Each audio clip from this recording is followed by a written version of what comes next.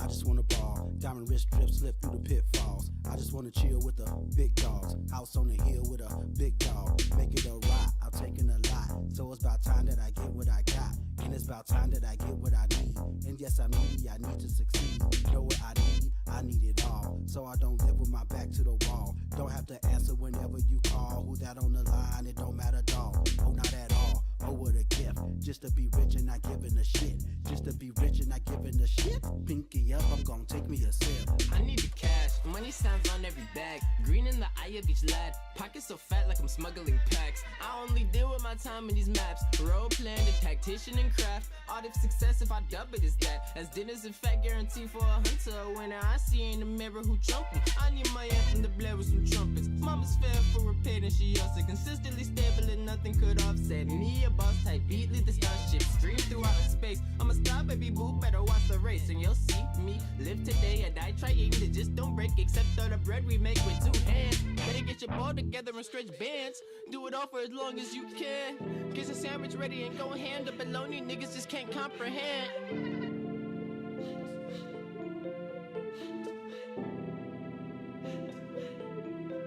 Yo, cash rules everything around me.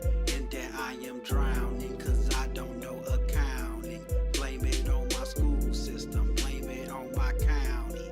In that I am drowning, blame it on my clowning. Blame it on my young and my dumb, and not knowing where it's from, and not knowing where it's going. Might as well throw it in the ocean. As I put my back in motion, might as well throw it on some drinks. Hit a Miami for 2 weeks, might as well throw it on the beach.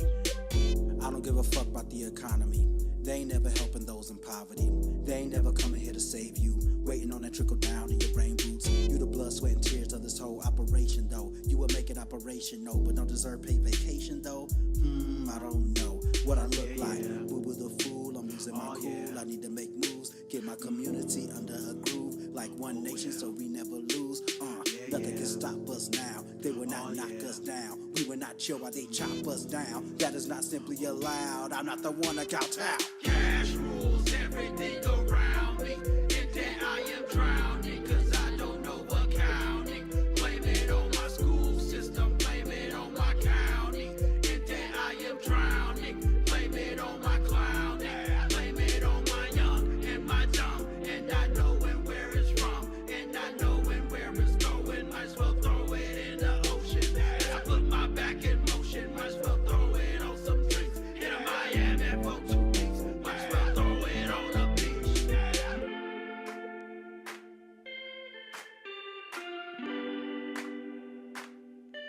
Oh yeah.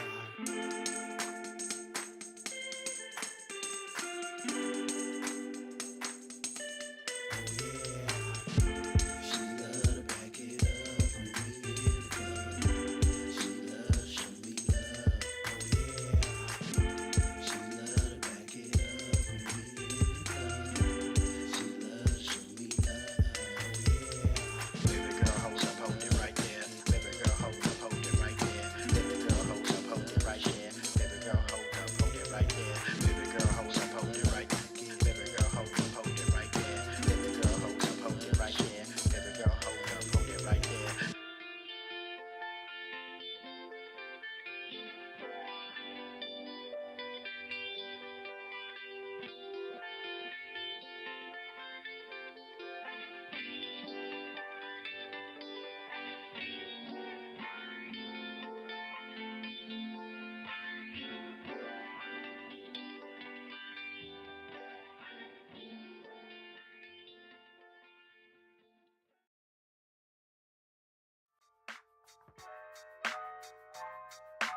I would like to be traded to any other team but the New England Patriots. Big brain predictions. That's what I got. Take it off, sir. The Washington football team beat the Steelers. And that person. EDP. Yes, but if we lose this game, I firmly believe we do not need to make playoffs. So Don't you ever disrespect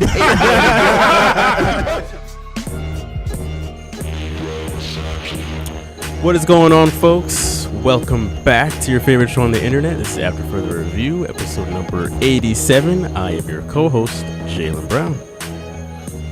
And I'm your other wonderful co-host, Malin Dennis.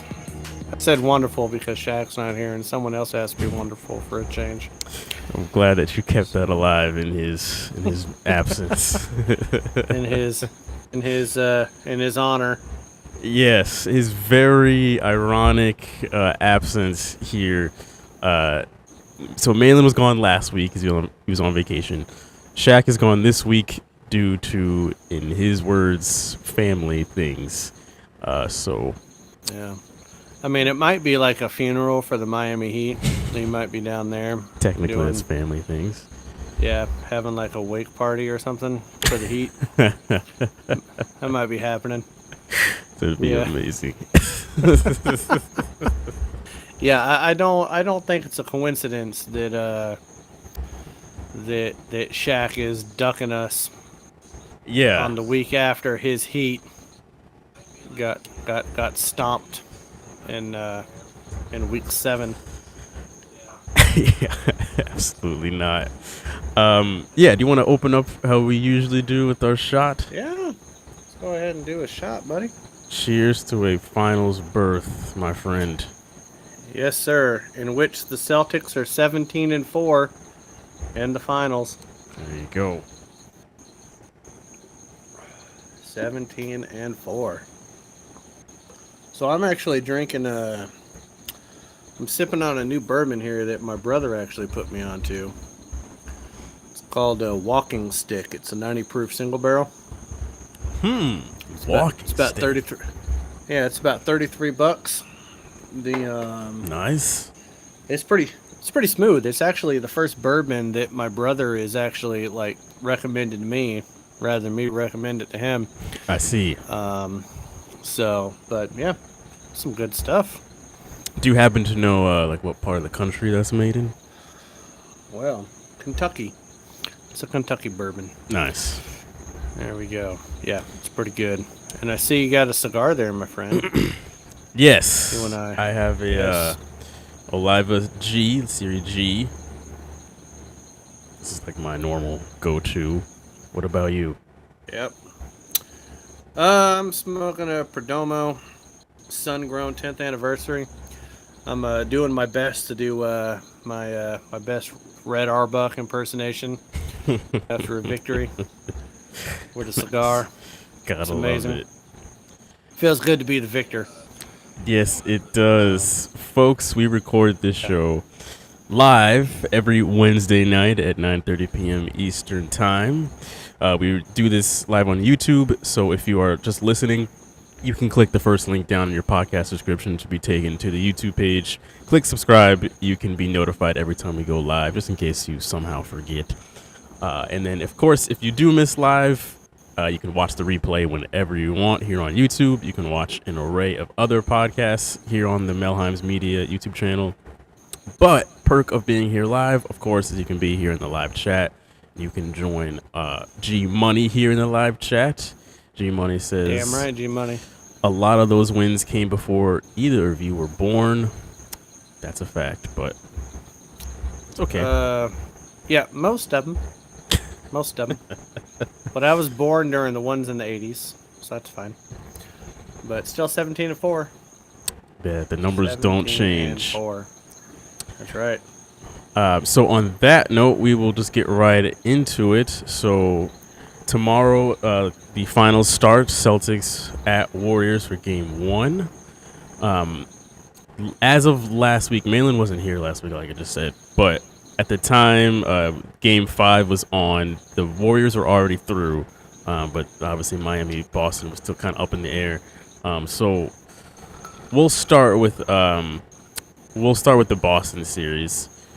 What did you think about our Celtics getting the job done in 7 games? I thought it was one game too many. Yes. I thought that we were in prime position to take care of business in Game 6. Now, we were down by like double digits most of the game, but when we went up 97-94, I thought we had that game in Game 6. And then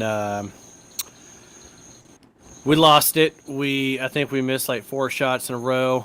I don't really want to talk too much about the terrible officiating that happened during that series. The terrible officiating that's happened all throughout the playoffs. Like, it's not even the series that Boston has been playing in throughout the entirety. But there's just been bad officiating in every series. It's not called equally. I think that the refs are trying to like put their own stamp on these series in a way that ref isn't supposed to.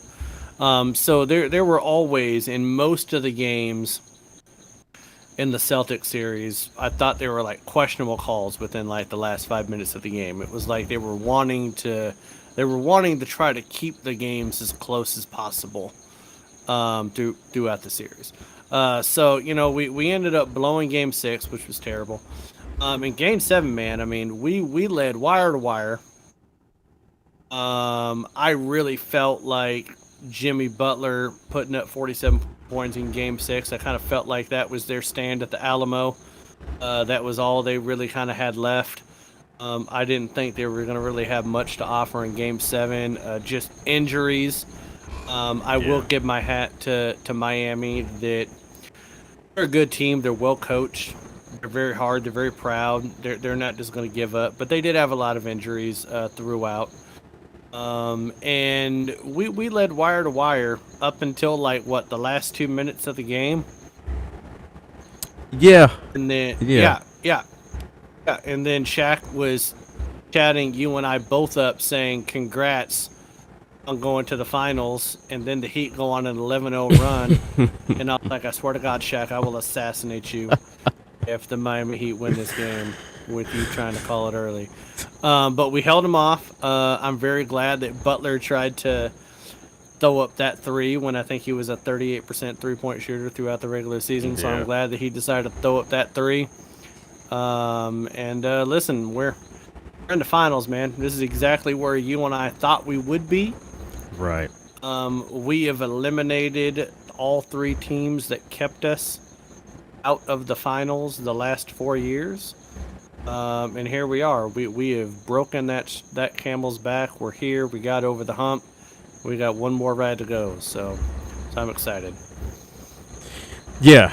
I definitely agree. We should have really gotten this done in 6. It seemed like everything was right there for us to end that in TD Garden, but you know, it was what it was. I feel like the story of our postseason is just whenever we take care of the ball, it is very, very hard to beat us. But when we just play sloppy and we have, you know, double-digit turnovers, we can be had pretty easily, it seems like. But when we do take over the ball, we're just a completely different animal. Which Game 6, that was definitely the story of that was Game 6. The calls were just awful. Like you said, they have been bad for the majority of the playoffs. It just kind of seems like the deeper we have gotten into the playoffs, the worse the calls have gotten. Like the Milwaukee series, that's when I like really started to notice like, geez, there was I felt like a lot of missed charges on Giannis. A lot of just like the weird offensive fouls that they would call on either Grant Williams or Tatum. And then it seemed just get even worse come to this series. But Game 7s specifically, I mean, straight from the tip, I was so happy with how we came out. Like, let's get business taken care of early, didn't mess around. I was a little nervous going to halftime. We were only up by 6 points after we were leading by like 12 or 13 at one point. But, you know, second half came out and we just really, really came out strong again and got a double-digit lead again. And then towards the end there, like you said, when Shaq started putting his little voodoo out there trying to do whatever he does, and the Heat come roaring back, and I'm just like, just please, no, please, please, please, please. But thank God. I know a lot of people have kind of given Marcus Smart some heat with him taking like the last 4 attempts were all Marcus Smart shots. A few of those I didn't have an issue with because he was wide open on a couple threes. It's just like I'm always a fan of if you're open, just take the shot as long as you're a solid shooter. So I didn't really have too much of an issue with that. Well, they wouldn't have, no one would have taken issue if he made them. Right, and if exactly. they ended up winning by 18, and no one cared when, Game 7 against Milwaukee when Williams was, throwing up. I think it was like 16 threes. Yeah. And made like 50% of them. It just so happened that he was missing the ones at the end of the fourth quarter. They were good shots. They weren't overly contested. He wasn't. I didn't feel like he was being irresponsible with the ball. But I think that what it really comes down to with the Celtics is that, and maybe you agree, maybe you don't, but whoever wins the third quarter typically wins in that game. Like if the Celtics win the third quarter, they typically go on to win. If the other team wins the third quarter, they typically go on to win. And that's what kind of happened in, what was it, I know game 6 they did. I think in game 5 they did too. No, I don't know. Which one was it on Saturday? When I first got to Hilton Head, I was watching that game, and like the Heat just tore us up in the third quarter. Oh, I think that was. I think that was game 3. Yes. I think it was game 3, and they went up 2-1. And I'm sitting there, my first night at vacation. I'm sitting there, Oceanside, by a pool, watching TV, and I was all happy. I got real unhappy real quick. Because they tore us up like 28-12 or something like that in the third quarter. It was ridiculous. So it just kind of seems like if the Celtics come out in the third quarter and make the right adjustments, they're pretty hard to beat because they are the best defensive team in the NBA. So yeah. Shout out to Nestor in the chat. He says, "Can't believe I'm saying this, but I hope Boston takes that championship. Gum under the table over the Warriors." Is Nestor the Dolphins fan? Yes, he is the Miami fan. Oh, okay. That is. Well, the thank you, same Nestor. I'm glad we agree on something. We don't agree on much, but good to you, sir or lady or them or they, whatever. You had it right the first time. Good to you. The last thing on that series, the Jimmy Butler 3 that he took to try and take the lead. Do you like that shot? Dislike it? Well, I will say this, that if he made it, I think there was 11.8 seconds left in the game when he took the shot. If he makes it and the Celtics are down 1, I don't think we win the game. Because we had led wire to wire. We had never trailed the entire game, and I think that would have been such an emotional blow. Yeah. Letting the Heat take a 14-0 lead. Like, you give up 14-0, then you allow the Heat to have a 1-point lead with 12 seconds left. I think that sucks all the wind out of your sails. If you go in and you tie the game, there's still a little bit of a mentality with 12 seconds left that even if you miss, still tied, you're going to overtime. But I think that Miami played really well the last 2 to 3 minutes, and they the Celtics had their backs up against the wall, like they were in the corner of the net and they were taking punches, and they just needed to try to survive. And I don't think they would have survived that dagger. So I don't fault him for taking that 3. I mean, he was going for the win, knowing that his team didn't really have a whole lot in the tank to do another overtime or anything like that. So, I mean, right or wrong, I don't know if it's right or wrong. I just don't know that I can necessarily fault him for taking that shot. Yeah. I don't fault him either because, like you were saying earlier, like if he makes a shot, then it was the greatest decision of all time. Like what a shot for him to take. But I agree. If he hits it and we're down a point, I really don't see us coming back because we had led the entire game, and it's like it's different when you're up by 10. They go on like a 6-point run, call a timeout. We got to go get a bucket to stop the bleeding. Even if we don't get it, though, we still have a 4-point cushion. Like, it's not the end of the world. Different when, all right, this is it, and now we have to go make a shot. Like, the mentality is way different in that scenario. Yeah, we went from sitting on a sofa, chilling, about to go to the finals, to on back to the Stone Age, sitting on a rock. Like, well, we lost the whole cushion, we lost the couch, we lost the house, we lost everything. We're in a cave right now, just trying to hang on to this damn lead. That's why I was like, if the Heat had won that game, I would have figured out where Shaq lived, and I would have shown up at his house, and I'd have slapped him in the face. I wouldn't have punched him, but I'd have slapped him because that's more disrespectful. Because he put it out there. Congratulations on going to the finals, and then the Heat went on an 11-0 run. Yeah, he knew what he was doing. I was like, you son of a bitch. But listen, the last thing I'll say about this, Jimmy Butler.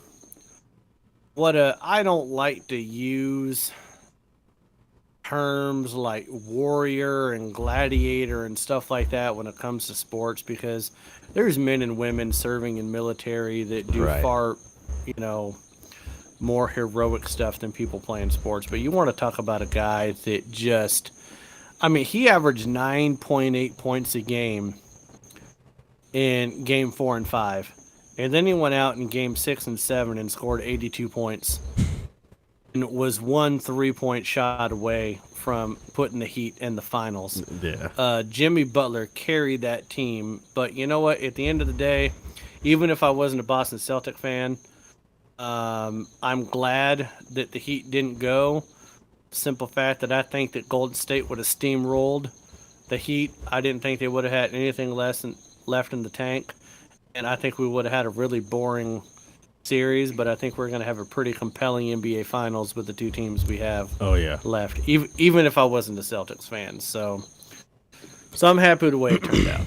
Yeah, absolutely, because they just couldn't score. Like, outside of Butler, they had no source of reliable offense.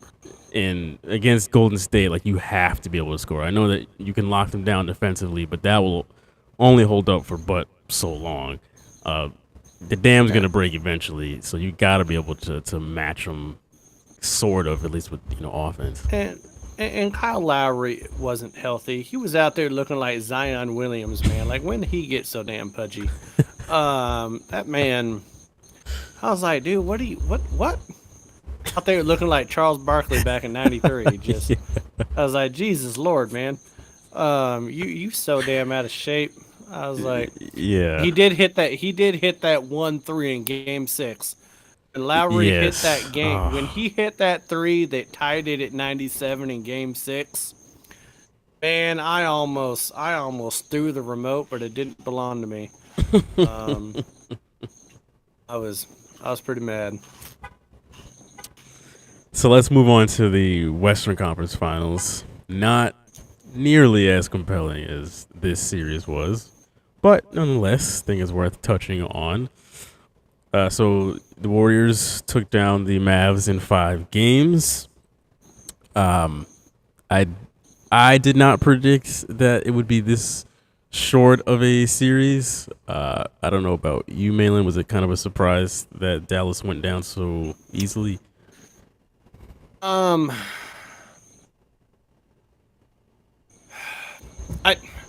At the beginning of the series, I thought that Dallas had a chance to take one in Golden State. And then when they were down 2-0, I was like, well, dang, man, like, is this going to be like a sweep? Like, does Dallas have anything in the tank? Like, they were kind of like the Miami Heat of the Western Conference at this point. It was all Luka or nothing. Yeah. And then the way that Dallas won Game 3, gave me hope, and that's why I picked last week that, like I thought that, Dallas was going to win game 5 and tie it up at 2-2. And then I couldn't have been more wrong. That was one of the worst picks that I've ever had, because they got throttled, beat down. They smelt what the Rock was cooking, and they just got obliterated. And so it was like game 5 was a letdown for me because, or not game 5. Game 3. No, game 3 was when they won. No, I don't know, but the last game, because when they just got won. 1 minute, Yeah, I really thought that they had a chance to ride some momentum. Yeah, and put something together. And they couldn't do it. So I don't know. You and I both thought that Golden State was going to go to the finals from the get-go. No, did we think that Golden State was going to go, or Phoenix was going to go in the beginning of the playoffs? I think you said Phoenix. I'm pretty sure I said Phoenix as well. I think we thought that Phoenix and Golden State were going to go to the Western Conference Finals. Yeah, but I think we both picked Golden State to go to the finals once they were going to face Dallas. I'm pretty sure we said that. Yeah. So that wasn't really surprising to me. So some of the stuff that is surprising to me though is that like Golden State's the first team to go to the NBA Finals 6 out of 8 years since the Bulls in the 90s. Wow. Even though they've lost 2 of them, right? They lost that one to the Cavs when they were up 3-1 and ended up losing, and then they lost the last one to Toronto. Yep, with Toronto and Kyrie. But I mean, 6 of 8. We haven't seen that since the 90s. And so to have them healthy, Thompson, Curry, Draymond Green, and then you got Poole playing pretty good off the bench.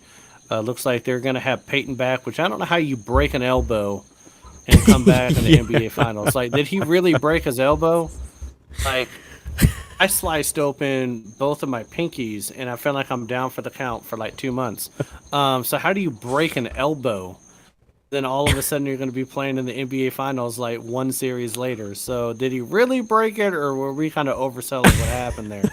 But I mean, Golden State is just, they're in position to put themselves down as one of the greatest teams ever. Oh yeah. If they can beat the Celtics in the finals.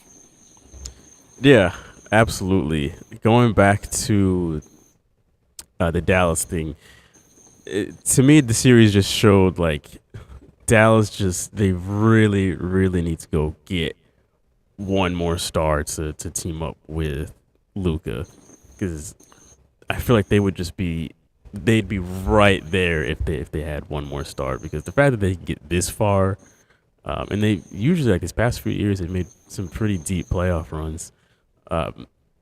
They just need that one more person. And hey, you could even say that about Miami too. Like, if they did have one more star right alongside Butler, good chance they take down Boston in that same scenario.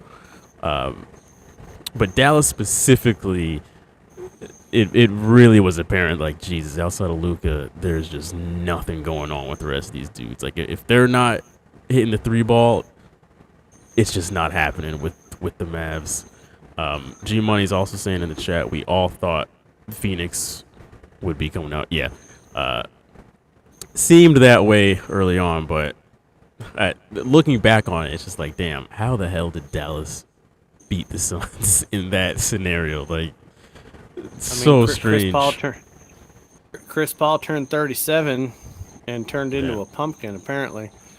But I mean, like you and I both agree that if Dallas gets one more person go along Luka, then they're really like going to be a challenger, to come out of the West. And they got Porzingis, that didn't work out.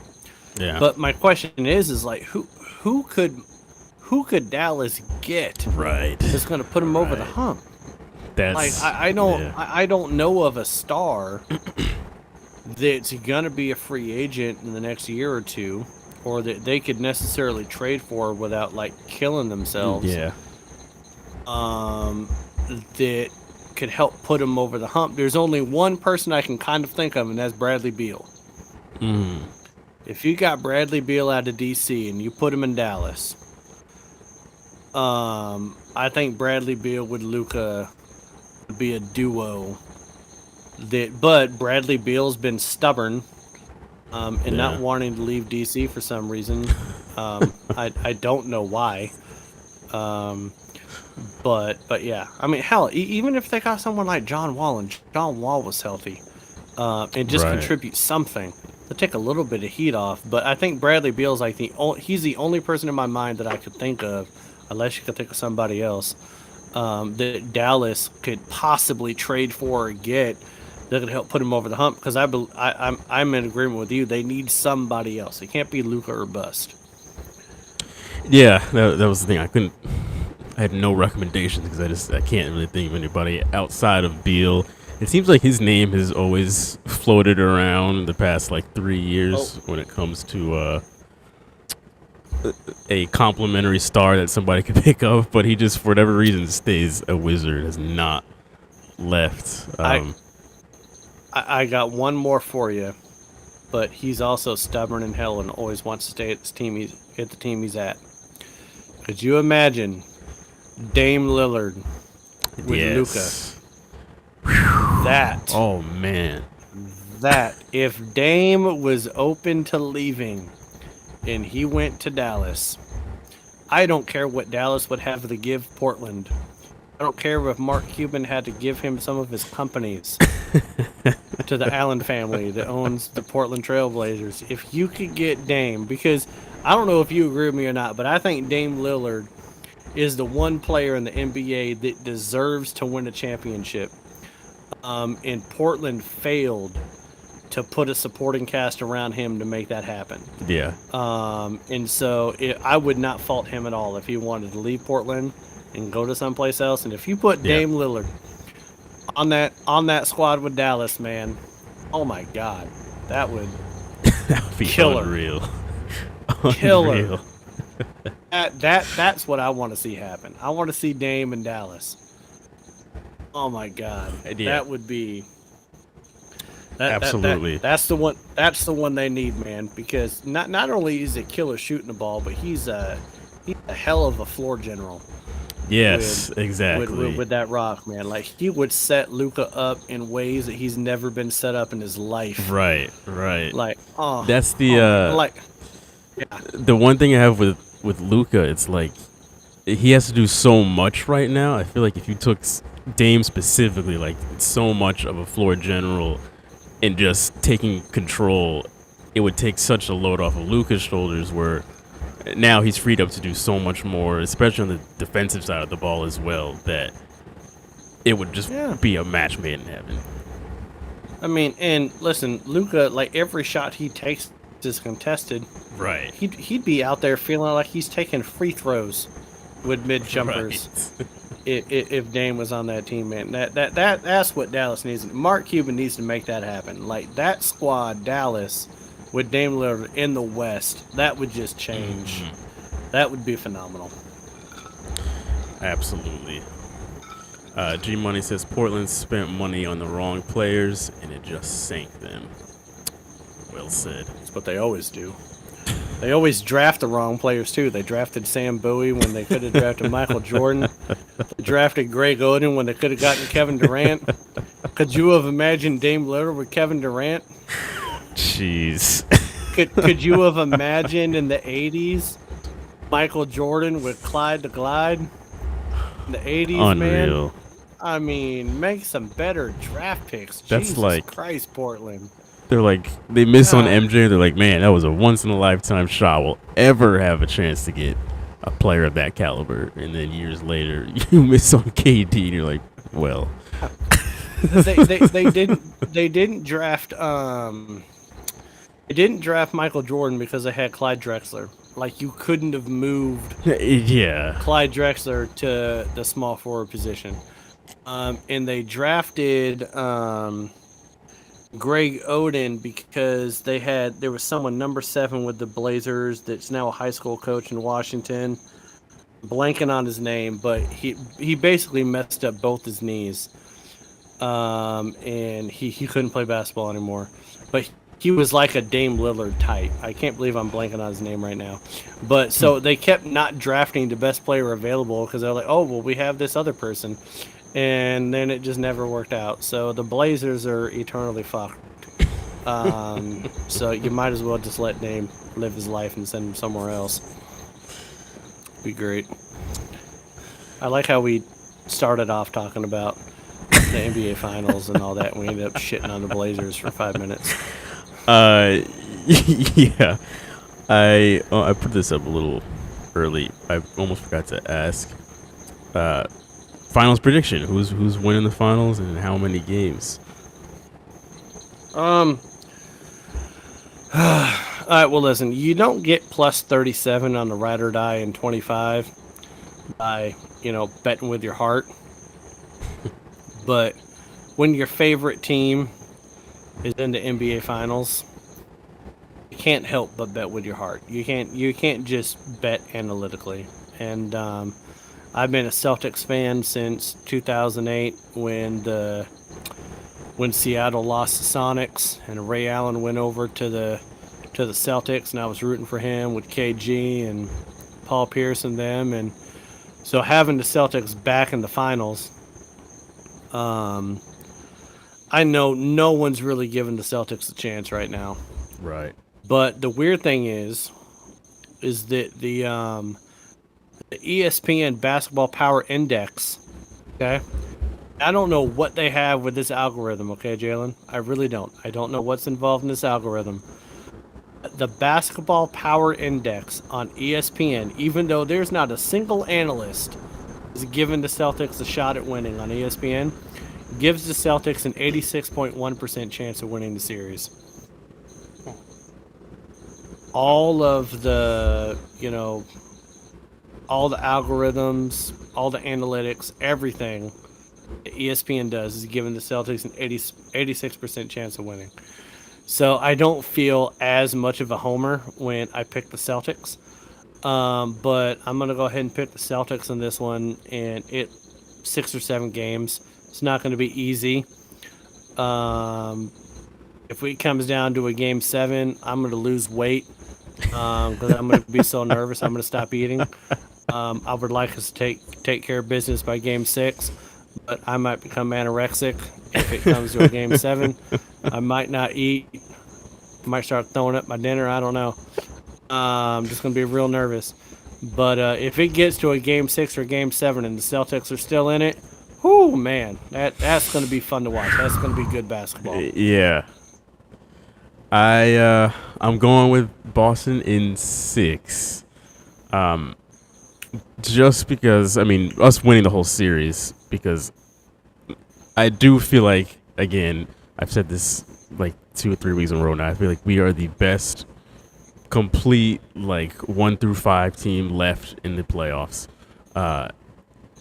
Even though the Warriors have all the experience in this specific situation, just from a talent-wise and athletic perspective, we have the better players when it comes to just 1 through 5. So I feel like in the end, we've gone through some really tough opponents through Brooklyn, which didn't seem that tough, but Brooklyn, Milwaukee, Miami. I think we've had the toughest road so far. Golden State, if you ask me, they've had a lot of a cakewalk. Denver, Memphis, and Dallas. I couldn't even remember what they played in the second round. I don't feel like they've really been tested too much until this point. So yeah, I think we're gonna play extreme physical basketball. The only time we kind of saw a little a little bit of a blip on their radar, on the Warriors' radar, was Memphis, and Memphis physical team, and was really getting under their skin. I think that's how we're gonna play them, just the same way, except more experienced, more talented. And I say 6 games instead of 7, only because I think we will have learned from our past 2 series and get this thing done in 6, and not go to San Francisco for a game 7, because that sounds awful. I think it's going to come down to 2 players this whole series. Because Steph is going to be Steph. Same with Thompson. Same with Green. But on the Celtics side, when the Warriors go small ball, and that's usually when they make their run, is when they go small ball, right? Can Smart stay healthy enough? Because he's been a little bit banged up. Can Smart stay healthy enough to go through one more series? If he can, that's phenomenal. Okay. But I think the biggest linchpin, and I don't know if you agree with me on this, is Grant Williams. Because Grant Williams, one, when the Warriors go to small ball, he's good enough to guard on the perimeter. Right. Okay. So there's going to be a lot of, if you have Smart and Williams on the floor, okay, during small ball, you know that the Warriors are not going to get easy threes. They're going to be contested. Okay? And on top of that, Grant Williams, like, he's been on fire from beyond the arc throughout the whole playoffs, just out of his mind. And so if Grant Williams can play, if he can keep up with that small ball defense and contest those threes and kind of help Smart in jamming up Thompson and Curry and Poole and, Gary Payton with his broken ass elbow. I still don't know how he's playing. If he can do that, but yet he can hit a few threes a game, and if he can help Boston keep hitting good majority of their threes, I think that's going to be the biggest difference in this series if Grant Williams can keep playing the way that he has been. Yeah, that's a great point, because we switch a lot on defense, and Grant Williams is not a liability. Like, even out on the perimeter, if he has to be out there, he can still usually hold his own. And if he can keep that up in this series, that will be huge in not letting Golden State get off easy shots if he gets switched on to somebody. So, yeah, I think that's a great point. And I just want to point out that, listen, everyone's talking about the inexperience of Boston, right? Everyone's made a lot about Golden State having 123 NBA final games under their belt with the players they have on the roster. Boston has 0. But Boston's been to the Eastern Conference Finals 3 out of the last 4 years. 3 out of the last 4 years. They've played in tough situations. It's not like this was their first or second year in the playoffs and they just made a magical run to the finals like Phoenix did last year. They've been in tough situations before. And like you said, they beat Brooklyn, swept them. And everyone thought that Brooklyn was going to go to the NBA Finals out of the East. They all look dumb now after they got swept, but that was actually a pretty contested 4 games. Yeah. We weren't blowing them out in those 4 games. And then we took Milwaukee to 7 and Miami to 7. So they've been under the pressure cooker. They know what the pressure is of playoff basketball. And I think that we're underselling a little bit of the experience that Boston has in the playoffs and talking about how young. I mean, damn, Horford's what, 34, 35 years old? Yeah, he's up there. I mean, Tatum and Brown have been playing together for I don't know how many years. But they've been at the Eastern Conference Finals 3 out of the last 4 years. So they finally got over the hump, but it's not like they're not battle hardened is what I'm trying to get at there. So they need to give them a little bit more respect. G Money is saying Warriors in 7. I love Boston's defense, but can they stop the Warriors from going on runs like they did against Denver, Memphis, and Dallas? Well, the only team to really put up a fight in the playoffs was Memphis, right? Right. But Memphis didn't have the offensive scoring ability that Boston has. They're tough, but they're still nowhere near as good as Boston is defensively. And Boston doesn't rely on one player to score a bunch of points. Right. Like, they're pretty even. Like, that whole team score.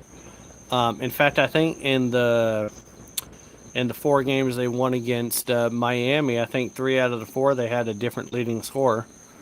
And so they play a little bit more complete ball. And so I think that if Memphis had a little bit more of a complete game offensively, they could have they could have brought Golden State to the brink. Because of how physical they are. And Boston's just as physical, but they have a better offensive team and a better defensive team. Right. They're not a one-man show. Everyone else did, like, Golden State played a bunch of teams with a one-man show. Because they played Denver, right? Yeah. Okay. Joker, one-man show. Memphis, Ja Morant, one-man show. Dallas, Luka, one-man show. They're about to play a team that's a little bit more complete. So if there's any team that can do it, it's going to be Boston. But if Golden State did win, I wouldn't necessarily be shocked. You know what I mean? Like, we're not talking about the Lakers playing the Detroit Pistons in 2004, where you're like, what the hell is happening? Like, either team can win this series. So I wouldn't be shocked if Golden State wins it in 7. But the fact that even G Money is saying Golden State in 7 shows the respect given to Boston to push them that far. Yeah. Last thing on this, the person I really want to see win a championship on the Celtics, you mentioned it before, but Al Horford, because he's been around forever and has been a Celtic for a large portion of his career. He just came back here from the Thunder. I love Al Horford. Like, the way that he's always just stayed down for all these years. He's been just such a good veteran presence for the team throughout all these years. It's just excellent. I would love to see him finally get that long coveted ring, because he's had so many up until just now. He had the longest streak for playoff games without ever appearing in a finals, which is crazy. It was like 114, 115, something like that. Yep. Crazy. But yeah, he's really happy to be back as a Celtic, and my favorite game of this entire playoffs was that one game that he went off against the Bucks. Him and Jason Tatum just took over. That was the greatest thing to me to see. It was Al Horford just giving it to Milwaukee. That was awesome. And at the end of the day, man, in December, no one would have predicted Boston being here right now. Like, they have been the best team in the NBA from January till now. Hopefully they can keep it rolling. Yes. All right. Now that we've spent almost an hour talking about finals predictions, we're gonna get into the next story here. And show's a little bit different when you got me instead of Shaq. Right. But I bring better analysis. Shaq will say otherwise, but he'll be here next week. He's a Steelers fan and a Heat fan, so I don't trust him. So the other big piece of NBA news this past week was the fact that Darvin Ham, now the new head coach of the Lakers, the search is finally over. All kinds of names seem to be getting thrown into the hat before they finally came up with this one. Malin, what do you think about Darvin Ham becoming the new coach in LA? Well, I think the question you're putting in the agenda is, what type of impact is he going to have as a coach, right? Right. So, a couple things about this guy. Now, one, he was a member of the Pistons. They beat the Lakers in 2004, so he won a ring beating the Lakers. So I think that's kind of funny. But then he went on to play teams like the Albuquerque Thunderbirds and the Austin Toros, which is funny. And he was an assistant for the Thunderbirds, Lakers, the Hawks, and the Bucks. So he did win a ring with the Bucks. As an assistant, but he has 0 head coaching experience, right? So at the end of the day, I have a few questions for you, Jalen. Is Russell Westbrook still probably going to be on the Lakers next year? It seems like it. Seems that way. LeBron James still going to be 37 years old? Right. Okay. Is Steph Curry and Thompson and Green still going to be on the Warriors? Yep. Yeah. Is the Joker still going to be in Denver? Yes, and what's his name will be back to healthy, or two of them. Yep. Porter and Murray. And is Luka still going to be in Dallas? Yep. Yep. Is Booker still going to be back in Phoenix? Yep. Yeah, Chris Paul is still going to be 37, so I don't know what Chris Paul is going to do because he only averaged 9 points a game after he turned 37. So, he still might be a pumpkin next year. We don't know. But what I'm getting at is that the West is still going to be the West. Lakers is still going to be the Lakers. We didn't even talk about the Clippers because I don't believe that Kawhi Leonard's ever going to be healthy again. I don't know if he's in hospice right now or not. I think he's in hospice. I don't know. He's in a nursing home or hospice or somewhere. He's in some cryogenic, maybe. I don't know. Paul George. No one really cares about Paul George unless Kawhi Leonard's healthy. But the simple fact of the matter is the West is going to still be the West. The Lakers are still going to be the Lakers. And they're too old and they're not talented enough to make a push. So the best thing this man is going to get credit for is being the coach of the Lakers. LeBron James breaks the scoring title. That's going to be his claim to fame here, is that I was the head coach. I'm on the sidelines. He's not even going to be wearing a suit because they don't make him wear suits anymore. He's going to be wearing some sport pants and a pullover while LeBron James beats Kareem Abdul Kareem's scoring record. That's the best they're going to get next year, man. I'm tired of putting all this hype on the Lakers. That's all I was going to. He could be a great coach. Okay? He could be. He could be one of those coaches you're like, damn, this man might end up winning a couple NBA finals. But it's not going to be with this Lakers roster. Yeah.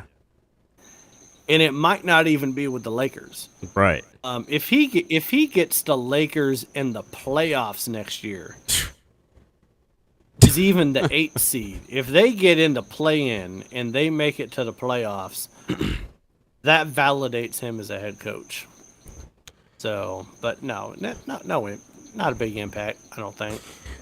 Yeah, I think he'll have just as much of an impact as Frank Vogel did. Well, at least this past year, because Vogel did get them a bubble championship, so you got to give him that. But well, I mean, he was on the bench. I don't. Right. He was there. He was on paper. Yeah. But just like Vogel's impact with this same team, I don't see it being any different because I don't think coaching was really the problem to begin with. The Lakers are trying to solve a problem with the wrong solution, and it's like that's a common life thing, folks. Is you're trying to solve a problem with something that's not the issue in the first place. If the engine in your car is shot, you probably shouldn't start by changing the tires. You probably want to jump into the engine first. I hope that they give him, I would imagine that they give him some grace and know that, hey, this first year probably going to look similar to last year. His second year there, that's when I would imagine they would judge him a bit harsher. It's just a matter of what are they going to do personnel-wise, because it seems like a lot of these guys are going to be coming back next year. But after that, all right, you know, what's going on with free agency, what's going on with the draft, because that's, you know, their current roster is just not, it's a bunch of pieces that don't work together. So they need to figure that out first. But even with that being said, is their front office going to get out of the way of his coaching plans? Like, are they going to tell him who needs to be playing no matter what? And he's like, no, I don't, let's try something else. There's that too. Like you said, Malin, like he could be a great coach, but I don't think we'll see it in LA. I just don't see it with everything I just mentioned. I don't see how we'll be able to find Darvin Ham's potential as the head coach of the Lakers. Yeah, I mean, listen, if the Lakers end up making a deep run in the playoffs next year, it's going to be because Anthony Davis goes against the norm and stays healthy. LeBron James stays healthy. And Russell Westbrook stops building homes for the homeless and the needy by throwing up bricks. If those three things happen, and the Lakers could make a deep run in the playoffs, because if you have a healthy Anthony Davis, a healthy LeBron James, and a Russell Westbrook that can play, just play like you played when you were in Houston. You don't have to be the triple-double machine like you were, you know, in Oklahoma or whatnot, but just play competent basketball. Like, stop. I don't know. Like, he got so used to being a one-man show after the Durant left that he forgot that he was playing with the best basketball player of the last 25 years, LeBron James. And I mean, like, damn, like how many bricks do you need to throw up? Like, how many homes need to be built in LA? I don't know. But if they make a deep run, it's going to be because Anthony Davis is healthy, LeBron James is healthy, and Westbrook plays through those two. Okay? Yeah. And he distributes the ball through those two. It's not going to be because they have a new coach. Because the Lakers won in the bubble because Anthony Davis and LeBron James were rested, and Anthony Davis was healthy, and he was throwing up threes and yelling Kobe and making them, and I mean it was insane during the bubble. But I don't believe that the Lakers can get to the playoffs with a healthy Davis, with a healthy LeBron James, and I don't think that Russell Westbrook can play team ball. So it doesn't matter who's the coach. You could put Phil Jackson back there. Even though I don't think he's ever going to wear sport pants and a pullover. If he did that, he might be the only head coach still wearing a suit if he came back to coach. But you could put Phil Jackson back there, and the Lakers are still not going to make a deep run in the playoffs unless everything I just said happens. So it doesn't really matter who's the coach. Yeah, agreed 1,000%. With that, I think we're going to go to halftime. I think last I checked the Capital One match, they were just on the last hole, and it was tied coming into that last hole. So we'll go to break and then see what's happening here.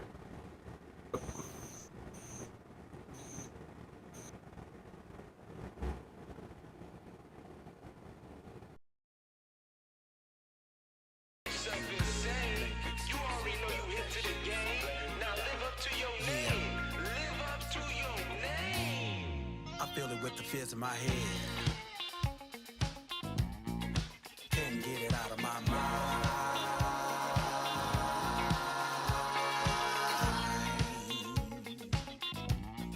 I hear what never was said. I feel the unknown with the fears in my head. They attach, they latch. I got a brand new batch. They don't lack, that's facts. No slack. Pimp tight, attached from the inside. They'll fuck up any kind of night. They'll fuck up any kind of vibe. Playing tricks with your mind. I cannot get it over.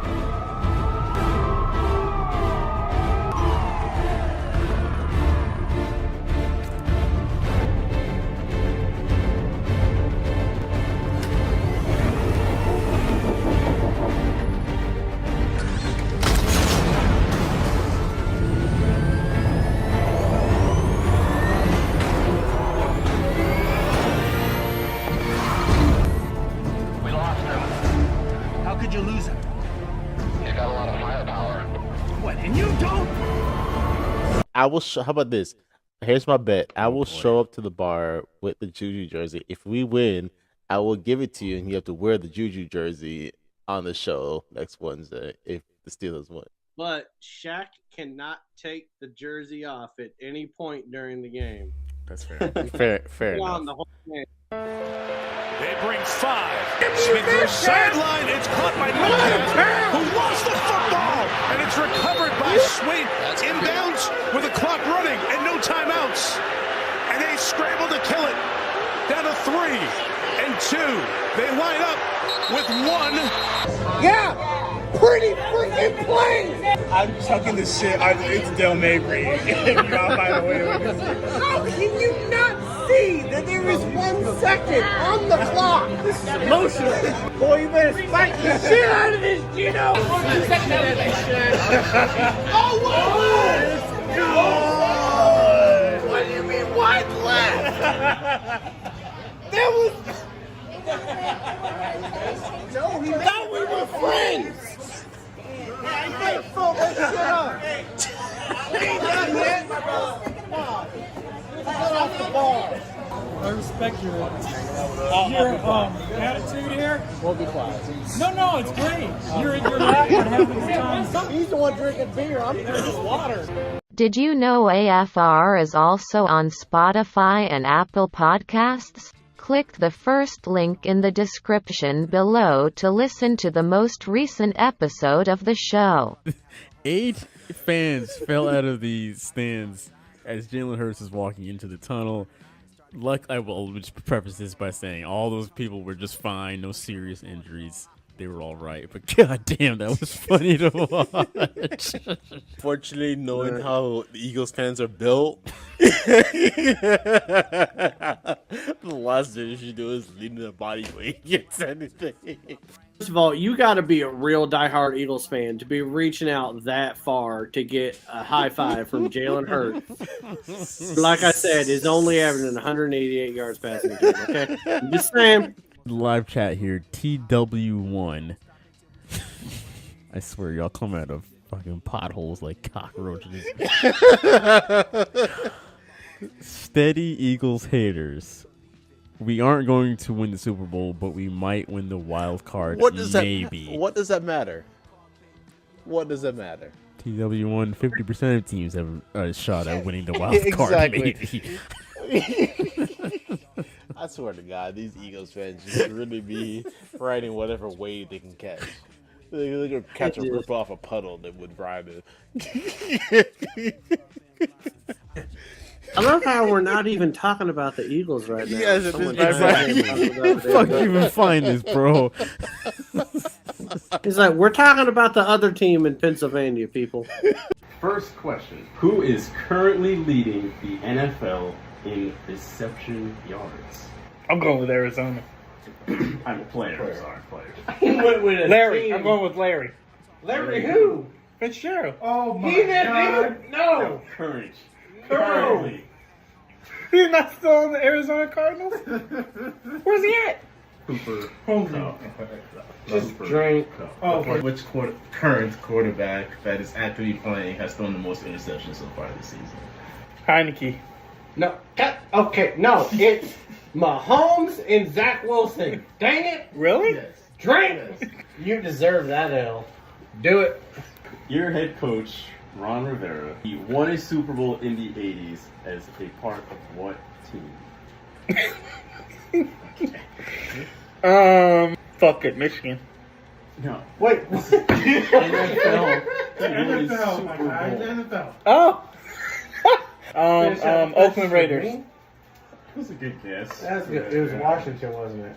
It was the Bears, actually. Oh, the Bears. Okay. Which current running back, has the most yards at the first initial contact?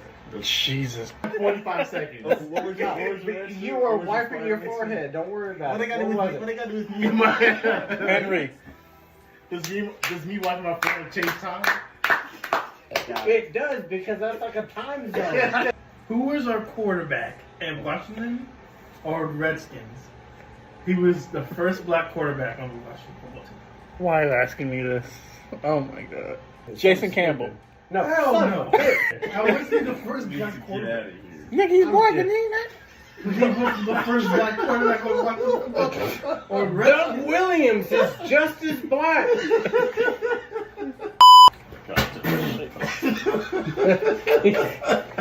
Ryan knows he needs some water. If Ryan makes you do the entirety of this show, give him a medal order for it. I mean, listen, hey, he thought that Fitzgerald was still playing, so. Not just still playing, but had no. At an all-pro level.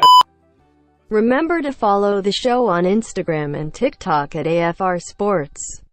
That's at AFR Sports. Now back to the show with your hosts Jalen, Shaquille, and Malin.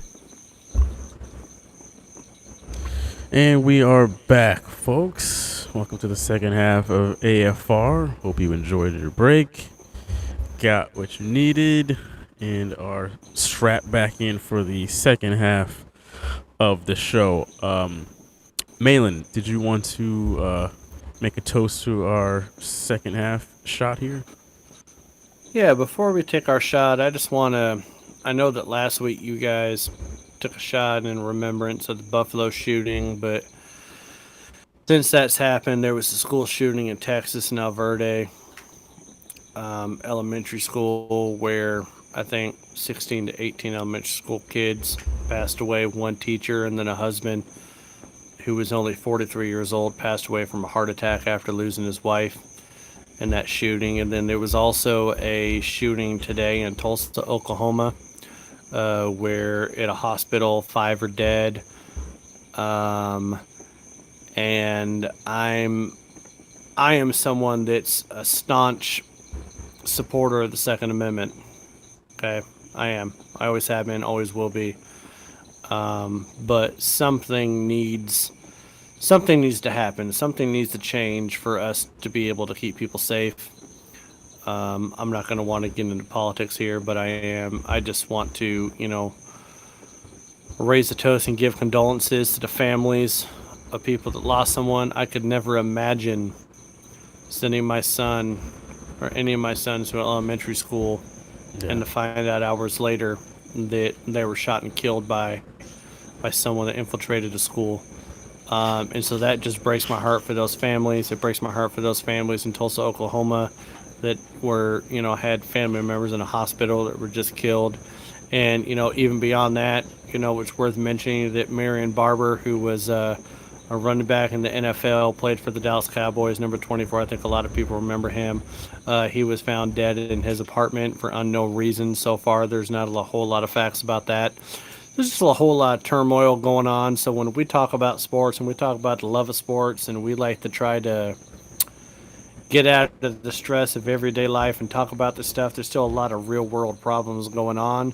And we would be amiss if we didn't at least acknowledge and give our condolences to that. So as we take this shot, it's in memory of everyone that's passed over the last few days and hoping that, change can come for the better.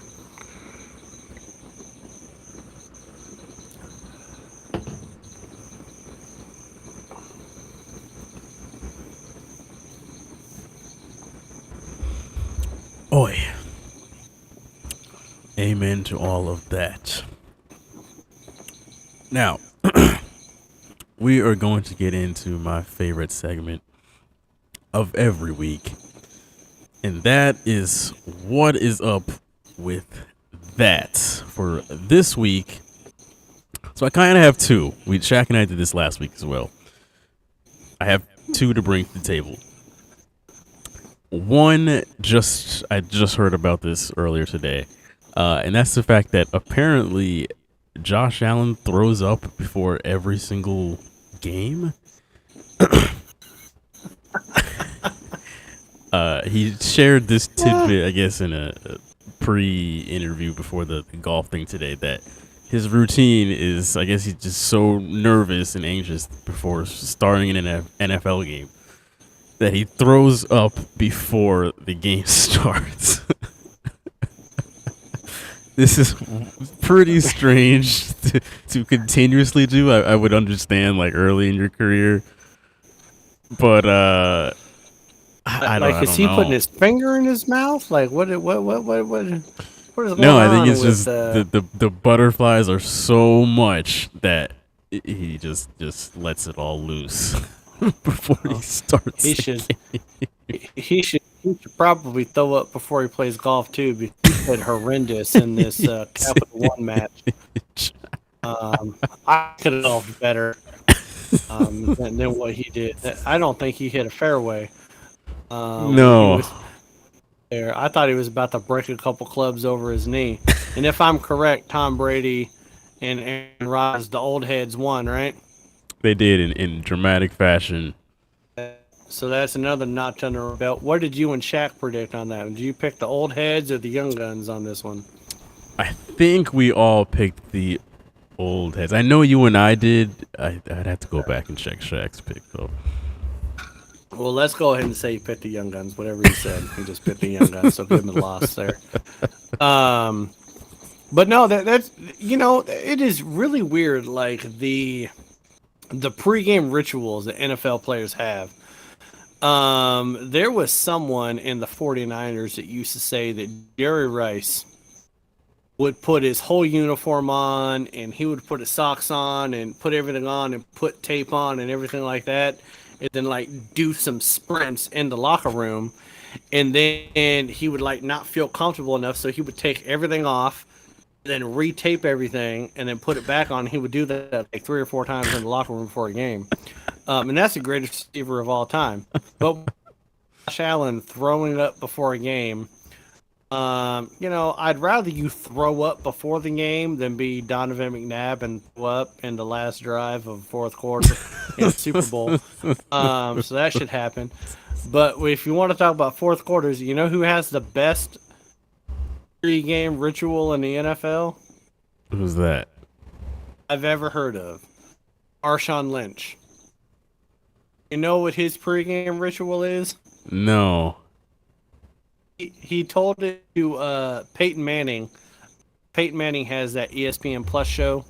Yeah. He goes around and he visits, like NFL stars and talks about NFL history. So he did one last year with Marshawn Lynch, and Marshawn Lynch literally admitted that he was taking shots of Hennessy before every game. If that's not the most beast mode thing you've ever heard of in your life, Peyton Manning asked him, he was like, "Where were you getting Hennessy in the locker room?" He said, "Backpack, Chief." That man was taking in bottles of Hennessy into the locker room, taking shots of Hennessy before every NFL game. That is amazing. Good for him. That's the greatest thing I've ever heard. But Josh Allen sticking his finger in his mouth and throwing up with nerves before every NFL game, he's got to get over that. That's not healthy. No. That'll make you bulimic or something. He needs to. It's like, let me dehydrate myself right before I go out of here and run around. Yeah. Like, I don't he know needs how. to drink some of that Gatorade that Peyton Manning's so in love with. Manning's always been in love with Tennessee Orange and Gatorade. Jeez. Sean's got to drink some of that. What's up with that? Or one of your what's up with that? Okay, my first one. Because I have two too. Cool. Is the first one is this Capital One golf match with Tom Brady, Aaron Rodgers, Josh Allen, and Patrick Mahomes. I was watching most of this, and I know the old heads won. But my what's up with that is how many beers Josh Allen need to drink when he's on live TV. Like, I don't know if Coors Light was a sponsor, but that man cracked open and drank 4 beers before a whole 12. You mean Mahomes? Mahomes and Allen. But Yeah, 'cause Allen, I think I saw him crack open like 4 of them. Like, the young heads were cracking open beer. They were sucking them down like it was water. I think it was of Las Vegas. Yeah, I think Mahomes had down 4 early on. I think he has a Coors sponsor because I feel like he mentioned it, and then he was like, "Oh, I'm gonna try and get Josh in on this," and then there they went. they were acting like me, the golf horse in Hilton Head. Like they were challenging me on how much beer and liquor I can drink, because I'll drink 2 beers on the front 9, a shot of Jack going into the back 9, and have 2 more beers. But I'm not on live TV playing in Vegas in the heat. Right. Yeah. Strip in the background. I'm like, dude, what are y'all doing? Yeah, they were like, down on them. Like, your golf game is already shit. What do you think alcohol is going to do to you? So I just thought that was wild, how many times I was seeing them crack open beers. And Brady and Aaron Rodgers were like all business. I think TB12 was drinking a kale shake from his little TB12 thing. Aaron Rodgers was just yelling at fans pretty much the entire time. Like there was like 3 times. Angry grandpa. There was like 3 times like, y'all need to back up. And I was like, dude, you could say please to these fans. Like they paid money to be there. Like you're not playing in the Masters. This isn't this ain't a major. Like calm down, Aaron Rodgers. But yeah, I just thought it was funny. And the amount of sponsorships that they had showing about this whole thing. I know. Brady had his own name on his polo, which how narcissistic can you get? Have your own last name on your polo. And TB12 on his hat. You know, Aaron Rodgers and Mahomes had State Farm on their hats. Yeah. Josh Allen was just, I don't know. Josh Allen didn't have a sponsor. He was just drinking beer. He didn't give a shit. But I just thought the whole damn thing was funny, man. It was great to watch them play golf. It was. I just had a lot of fun with them. But, you know, the amount of beer that the young guns cracked open, I was just like, damn, like, y'all need to drink some water. Shit, I've been to Vegas every year. Yeah, I can only imagine in June just how hot it would be. I don't know if you heard. I'm pretty sure it was on the very first hole as they were about to just tee off when Brady comes over to A-Rod and was live on TV, just right into the mic. Goes, "Let's fuck him up." Okay, here's another thing. Okay, here's one of the best lines that Brady had in this. Is he hit an iron shot and he's walking away and he was like, I call this a chunky shot, okay, which a chunk shot is a thing. And he was like, I call it a Josh Allen shot. And I was like, oh shit, you just called Josh Allen chunky on live TV. You just called the man fat. I was like, oh my God, Brady has no chill. He doesn't give a shit about anybody. Is just a stone cold killer, man. Like when you're calling an all-pro quarterback chunky, I chunked that shot. I call that the Josh Allen. I was like, oh my God. Awesome. That whole thing is such just a good production. Like the fact that they have, you know, everybody has the commentators in their ears is really, really cool. I look forward to that every year now, these past couple of years. My second what's up with that has to be KD and Draymond on Twitter. And really not Draymond, mainly KD. Once again, get into his feelings. If this time it wasn't just a random person that he took issue with, it was he took an issue with Draymond's opinion on how teams would guard him compared to Steph when KD was there in Golden State. And it was just classic Kevin Durant on him taking offense to Draymond claiming that Steph got more double teams than KD did when he was there. It's just like, bro, leave it alone. Leave it alone. I don't get why he just finds the need to, and it always seems to be when he's not playing basketball, whether he's hurt or out of the picture, that's when he has these issues on the internet. So I don't know, maybe just play better and he won't have time to deal with these kind of things in the first place. That's what I think about it. I don't know. I think Kevin Durant would take offense to someone cutting him in line at McDonald's trying to get a McFlurry when the ice cream machine ain't working. He's all up feelings. Like, you know, KD should just be a permanent person on the Oprah show or Dr. Phil and just talk about your feelings like all the time. And he doesn't even give a shit about burner accounts anymore. He just puts it on live Twitter. He doesn't care about burner accounts because he already got caught with burner accounts. He was like, I don't give a damn. But yeah, so Draymond Green went out there and said, you know, Steph Curry got double teamed more than Kevin Durant did when Kevin Durant was playing on the finals. And he wasn't necessarily taking a shot at Kevin Durant. Right, exactly. but KD woke up. He was trying to cook an over-easy egg, and he burnt it and made it into a fried egg. He was pissed off. He looked down at his Twitter, saw that, you know, Draymond Green said something. He was like, well, I can't stand for this.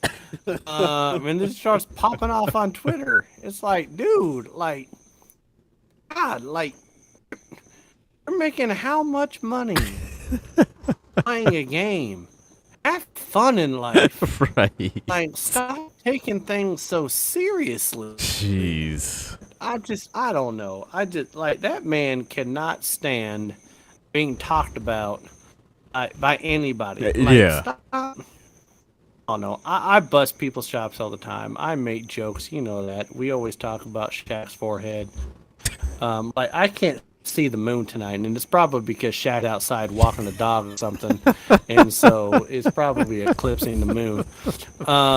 But you know, like life happens, man. People give it back to me all the time. You give it, you got to be able to take it.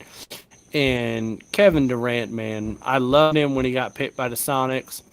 I hope that when the Sonics get a team back, maybe Kevin Durant goes back to the Sonics. I would love that. But dude, you need to get on Dr. Phil or something. Yeah. You need to work this shit out. It's intense, and at this point, it's embarrassing. Yes. Like, come on, man. Like, whatever self esteem, awareness, whatever this complex is. I don't know. You should probably figure that thing out though, because the internet is 2022. It is not the place for that. Ever hurt your feelings, man, you need to confront them. And you know, if Jerry Springer still had a show, go on Jerry Springer. But maybe you just need to go on Oprah or something. I don't know. Jimmy Fallon, I don't know. James Corbin, just do something, man. Get it out there. Let it loose. Cry a little bit. You know, everybody makes themselves feel better when they're on the Oprah show when they cry. Yeah. So maybe you need to do that. Go on the Oprah show and have a good cry. Let it out. You know, you can't go on the Ella DeGeneres show anymore because that's not there. Because apparently she was mean to her employees. But so that's not the show for Kevin Durant. Because if you're mean to any, he's gonna talk about it on Twitter. So, but yeah, he needs to figure something out. He's all up in his feelings, like big time. What's your second? What's up with that? My second up with that is the news coming out of the NFL, man. Like, there's so much stupid crap during these OTAs that's coming out because we're going from Browns don't want to release Baker Mayfield because if they release him, they got to pay his whole salary and someone's going to pick him up. Yet they don't want to trade him into anybody because they want the other team to pick up the whole salary. So it's like the Browns are doing Browns thing, which is a shit job at the front office. So that's one thing. And then you got the Seahawks apparently entertaining bringing in Cam Newton.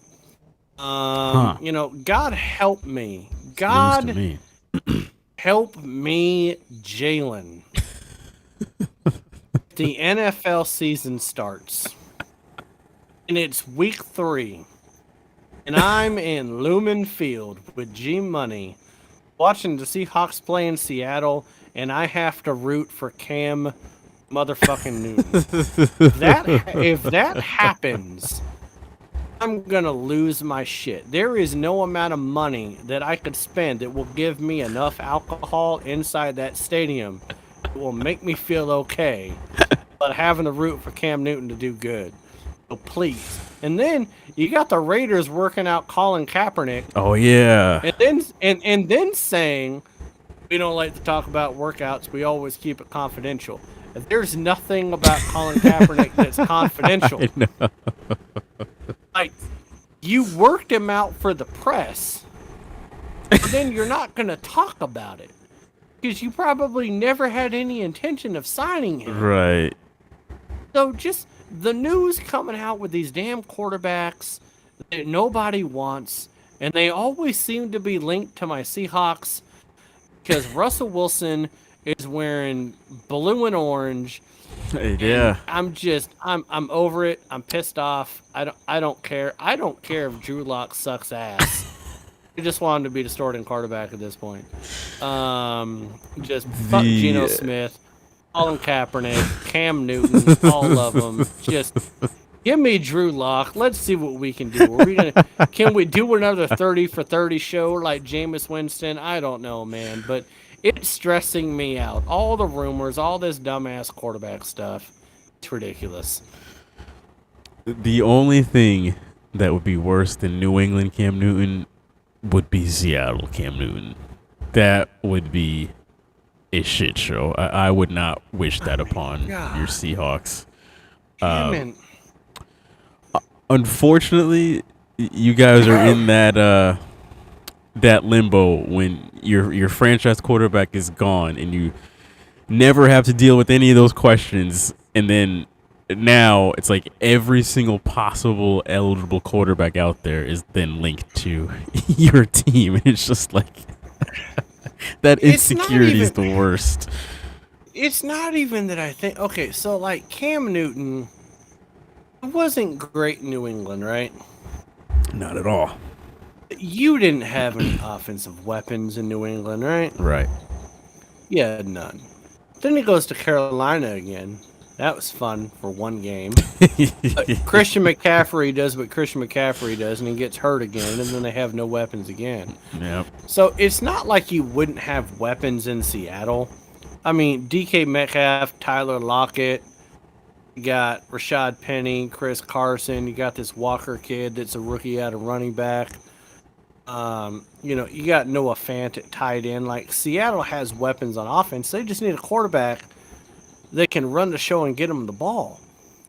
I just don't believe that Cam Newton has the ability, even with those offensive weapons, to get it done anymore.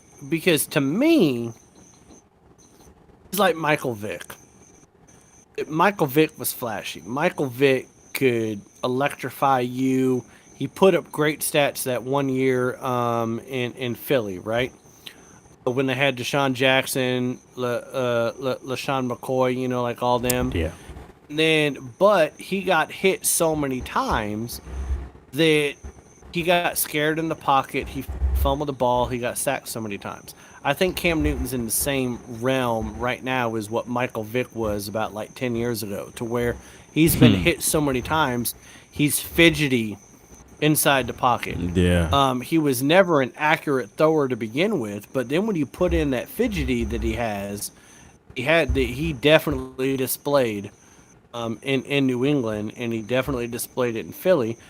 I just don't see him being able to be stable enough in the pocket to deliver the ball to DK Metcalf or a Tyler Lockett or a Noah Fant. So I don't know. Just all the news coming out with the OTAs, with all these broken ass quarterbacks. My Seahawks have to be connected to all of them. It just pisses me off, man. And then you got Russell Wilson saying that it's a non-emotional thing for him to go back to Lumen Field on week 1. Kiss my ass, you fake motherfucker. Just stop being a goddamn robot. Just have some emotion. Like, he cares so much about being accepted by a fan base in Denver that he buys a puppy and calls it Bronco. Like, that's how weak-minded little midget is right now. So I'm just over it all. Like, all these fucking quarterbacks. My wife is a Bucks fan and she hates quarterbacks. She don't care who it is. She hates him. Yeah. She even hates Tom Brady that won her a Super Bowl. And I'm getting to that point where I hate quarterbacks because of all this. It's just pissing me off. The drama that comes with them. God. On that same note, this is completely not on the agenda here, but it's funny how it seemed like Jimmy G was like the hottest free agent quarterback before the season ended, and now he's still in the same place. Do you think that San Francisco's just going to keep him as their backup to Trey Lance at this point? Well, Trey Lance played like, I don't know. If I took a bag of trash, I put it outside on my driveway, let it sit in the heat for the whole day, and then told it to get behind the San Francisco offensive lineman to play quarterback, that's about the way that Trey Lance played quarterback San Francisco 49ers last year. Like, he wasn't good. He was hot trash. Hot garbage. It was terrible. Jimmy G's not great, but I think he's good enough to win games with the roster San Francisco has. So the conundrum that San Francisco has is, are you willing to go with the quarterback that's good enough to get you 10 or 11 games but can't take you deep in the playoffs? Or are you willing to go with the young gun that didn't really prove himself last year when he had the opportunity, and by all accounts has not shown anything in voluntary workouts or OTAs? Yeah. He's necessarily gotten any better, but he's a first-round pick. So it's kind of the same thing that, like Cleveland right now. Jesus Lord. Deshaun Watson is meeting with NFL investigators. The NFL is about to drop the hammer on Deshaun Watson, where they're probably going to fine him and drop him games next year. They're going to reserve the right to see what happens in these civil cases, and they might cost him games next year, right? And Deshaun Watson just got another civil case put against him, so that makes 23 at this point. What the hell? Yeah.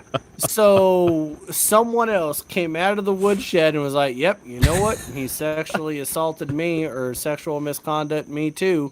So now there's 23. So the Browns are like, do we want to give Baker Mayfield away for nothing? Or do we want to stash him away like Harry Potter under the stairs for a rainy day, because we don't know that Deshaun Watson is going to be able to play a full season next year? But then how does Baker Mayfield get on the field for the Browns again? Yeah. Deshaun Watson just took the whole offense. Yeah. 27 people to the Bahamas. Baker Mayfield wasn't there. So if Deshaun Watson gets benched for 6 or 4 or whatever games, the Browns keep him because they don't want to pay the money and trade him and pay the money. If Baker Mayfield starts week 1, I mean, you want to talk about a shit show. Those two teams have the worst. They're worse than my Seahawks. The 49ers and the Browns. Their quarterback situation is the worst in the NFL right now. Yeah. It's comical how they have fucked it up. You have two teams that thought that they were going to have a market for the quarterback they wanted to get rid of, or they could start the next one, and the market dried up, and they're like, you know what, no one really wants a Jimmy G with a shoulder injury, and no one really wants a Baker Mayfield that you allowed to get the shit beat out of him for 3 years, and isn't that good anymore outside of commercials. So yeah, those two teams, man. I don't know what you think. Like, what do you think is going to happen in San Francisco? I definitely think they're going to end up keeping Garoppolo. It's just a matter of, is Trey Lance, in their eyes, is he going to be ready enough to start week 1? Or are they going to say, well, we still have Jimmy here. Jimmy did take us as far as he did last year and years past. Why don't we just keep buying time for Trey Lance while we still have him, and let Jimmy come out here and start for weeks 1, 2, maybe 3, however long they feel necessary, which I feel like they're gonna let Trey Lance come out first. He'll, like you said, be as trash as he showed us last year, and then be like, okay, let's reel this back a bit. Come on, Jimmy, let's come out here, and then Jimmy will probably play, a few weeks before they let Trey get back out there, and from there, who knows what happens. But I one way or another, I think Jimmy G will have more starts in 49ers uniform. I actually think that if the Niners keep Jimmy G, I think he actually starts week 1 because I don't think that Trey Lance is going to beat him out in camp. And Jimmy G did take that roster when it was healthy to a Super Bowl. Yep. And the NFC is wide open. Yep. Aaron Rodgers doesn't have his best receiver, right? Mm-hmm. Drew Brees is no longer playing. Tom Brady's coming back, but the Bucs have lost some players too. No one cares about the NFC East because it's the Philadelphia Eagles or the Cowboys, and none of them are going to be a major player when it comes to the playoffs anyways. And so even the Rams right now, I don't know if you know about this, but Aaron Donald came out again. Yeah. He said that he's open to retiring. Yep. They don't pay him money because he's going to be the 46th highest paid interior lineman in the NFL this year. Crazy. But you want to know what his cap hit is this year? He's only getting paid $9 million, but his cap hit is $26 million. Huh. Yeah, because of the way that the Rams have been spending money, right? Because everyone keeps saying that the Rams... Everyone keeps wondering how are the Rams getting all these players, right? Well, they keep doing what the New Orleans Saints did with Drew Brees. They keep backloading everything. Gotcha. So his cap hit is $26 million. Jalen Ramsey's contract is $23 million. Yeah. Talking $49 million in your cap on 2 defensive players. Yeah. So if the Rams rework his contract, they give him a new contract, it's going to be at the expense of somebody else on that roster with the Rams, maybe 2 people. Yeah. That are important to that roster because he's going to take money from somewhere. Like the Rams can't keep doing what they're doing, so the Rams possibly aren't even going to be as good as what they were last year, and they just won the Super Bowl. And Arizona with Kyler Murray, I mean, Jesus Lord, they'll be good for the first 8 or 9 games, but they're not going to be good after that because their coach is Kingsbury, and he's terrible in the second half of the year. So I mean, it would not surprise me if Jimmy G is the starting quarterback for the Niners week 1 because I think that the NFC is wide open for whatever team can go on a run early. And the Niners aren't going to want. Yeah, they're not going to want to give up games seeing what Trey Lance can do if they know that they have a proven winner, right? Jimmy G. Like it, and it might be just like 2012. Remember, in 2012, the Niners had Alex Smith at quarterback. Right. Yep. Then halfway through the year, when he got a concussion, they went to Colin Kaepernick, and then he took them to the Super Bowl. Mm-hmm. They racked up enough wins early with Alex Smith, so it might kind of be like that same type of mentality of doing that. But I think the Browns and the Niners, man, they got a funny shit show of a quarterback situation right now. They do. Another NFC team, the Saints. Apparently, Jameis Winston's walking around with a visible limp as of right now. I know it's still only June, but I mean, still, like that's. You do not want that to be the case with your projected starting quarterback. It just seems like the NFC is just, what the hell is going on? Must have stepped on a crab or something. Probably cut his foot. I will say this though, man, with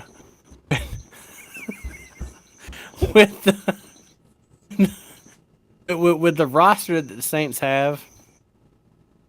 If everybody comes back and everyone they added to the draft with Jameis Winston, I actually think the Saints could make a run in the division against the Bucs. And not a lot of other people are saying it, so this is a hot take, people. Just as red as my cheeks right now. That's kind of ridiculous how red those are. But yeah, I could totally see the Saints giving the Bucks a run for their money. If Jameis Winston is actually healthy and he cuts down on the turnovers, because he has 3 really good receivers, and if Alvin Kamara stays healthy, that defense is still stout. Ooh, watch out, baby. Yeah. All right. Let's go ahead and advance to our Ride or Dine 5. Folks, this segment is starting to slowly fizzle out. We're getting to that point of the year where there's no football, no basketball. So from here on out, it's just the finals, and then the Ride or Dine 5 will go on a pause until September. So that's because you and Shaq don't like baseball, right? So, yeah, you guys could barely probably name 10 teams in Major League Baseball. I can name 10 put money teams. on that. Would you? I could. All right, go ahead. I can give you. All right, so we can go Rays. Right. We can go Red Sox, Yankees. We can go the Pirates, Angels, the Nationals, the Mariners, the White Sox, the Rangers, Astros. Okay, good for you. You got 10. I like that you couldn't even name the Blue Jays in the AL East, though. Like, Yeah, that's what I was missing. you yeah. couldn't even name. I don't know every divisions team in like the that AL East. in baseball. You only know the Mariners because of me, because I talk about them so much. Right. I would have most definitely forgot about them. I didn't even name the Dodgers before I named the Mariners. Damn right. All right, so you got 10 teams. So I owe you one apology. Shaq, however, we couldn't name 10 MLB teams. But, I think we're all in the same agreement. They kind of fuck hockey right now. Care about hockey. Yeah, I'm not trying to hear about the Lightning right now. God bless us. All right, so Ride or Dine 5. It's just game 1 tomorrow, which is game 1 of the finals. I will go first real quick. I'm actually going to take the Warriors to win game 5 on their home court. The Celtics. Game 1. Oh, yeah, sorry. Game 5. Game 1 on their home court. Celtics have lost their past 2 game 1s against Milwaukee in Miami. Even though Miami's was on in Miami, but Milwaukee was in Boston, but it didn't seem to matter. So I don't know. Maybe it just takes us that first game to get them downloaded or whatever it may be. But I think it will be a good game without a doubt. I don't see us getting completely blown out. But game 1, I say we'll go to the Warriors. Game 2 though on Sunday, I think we tie them up before we go back to Boston. But yeah. Who did Shaq pick? Did he give you his pick? He did not. What a bitch.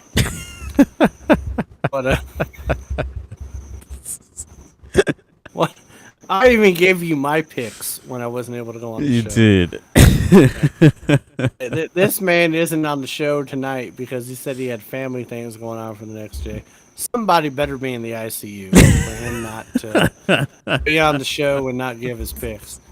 They're just going out to dinner or doing some dumb shit at Taco Bell. His ass could have give a fucking pick. So, this motherfucker. This man is dodging us, you know, as well as Ben Stiller in the Dodgeball movie. Like, good God. Yeah, what a freaking clown. I still can't see the moon, so he has to be outside. Sitting outside at Taco Bell. Yeah. It's still clear skies, and I can't see the moon, so he has to be outside doing something. I don't know what he's doing, but he could listen. We're about to have a tropical depression hit Tampa in the next few days. I'm about to tell Shaq to go out to Clearwater Beach and just stand there because he'll block the whole goddamn thing. And we'll all be safe, so it's fine. So, and he deserves everything I just said, because you guys were making jokes about having a short show last week just because I wasn't there. And just the two of us, I still turned it into a 2-hour show. So,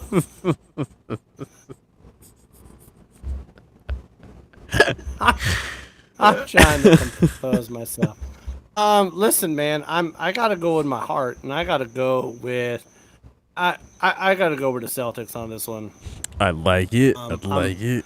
I'm gonna bet my heart this whole series, and the reason why is that, and now there is a few things in my heart that says that the Celtics can win Game 1. Is that the Warriors have had a lot of days off, right? They've damn near had, I think, like 12 days. And the Celtics are gonna go in there. And yes, they did 2 back-to-back 7-game series, but they last played on Sunday. They're playing on Thursday.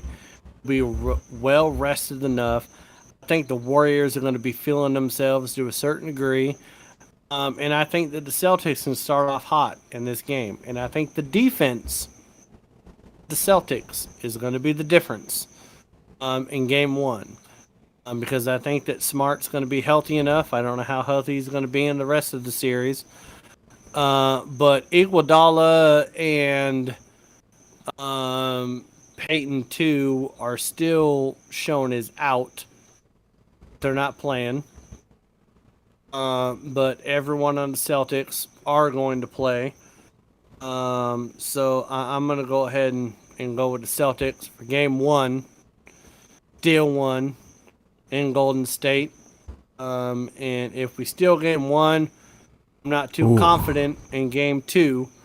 So I do kind of agree with you, Jalen, that we will go back to Boston, probably tied 1-1. But I'm going to go with the Celtics taking Game 1. Kind of rope-a-dope kind of a deal there. Catch them by surprise. And Shaq not giving a pick. Just wants to stay +2 because he's terrible at them.